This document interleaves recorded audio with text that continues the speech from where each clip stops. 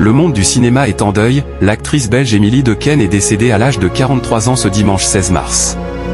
C'est sa famille et son agente Danielle Guin qui ont annoncé la terrible nouvelle à l'AFP. C'est une bien triste nouvelle qui vient de nous parvenir. Émilie Dequesne est décédée ce dimanche 16 mars à l'âge de 43 ans. L'annonce de sa disparition a été faite par sa famille et son agente Danielle Guin dans un communiqué transmis à l'AFP. Il y est précisé qu'elle a rendu son dernier souffle en début de soirée à l'hôpital Gustave Roussy de Villejuif, banlieue parisienne, spécialisé dans le traitement du cancer. Elle souffrait depuis de nombreux mois d'un cancer rare et invasif de la glande surrénale, le corticosurrénalome. Émilie Dequesne avait été révélée en 1999 par le film Rosetta, une expérience qui lui a définitivement ouvert les portes du 7e article. Cette même année, elle reçoit le prix d'interprétation féminine pour son rôle dans le long-métrage dans le cadre du Festival de Cannes. Dès lors, l'actrice enchaîne les apparitions cinématographiques.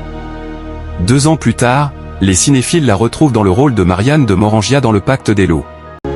Un nouveau succès dans sa carrière qui lui permet de remporter le Swan d'or de la révélation féminine lors du Festival de Cabourg.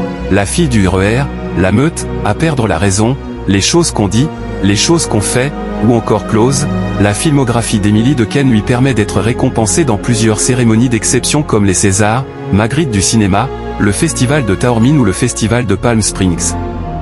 Preuve que l'actrice a réellement marqué l'histoire du 7e art, Émilie Dequesne s'est éteinte après une lutte de plusieurs mois contre le cancer.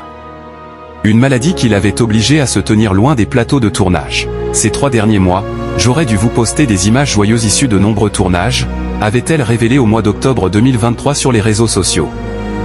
Depuis la mi-août, où j'ai subi une lourde opération en urgence, je continue à me soigner. Ce n'est pas tous les jours facile, mais je suis déterminé à vaincre ce cancer rare qui a décidé de venir bouleverser ma vie.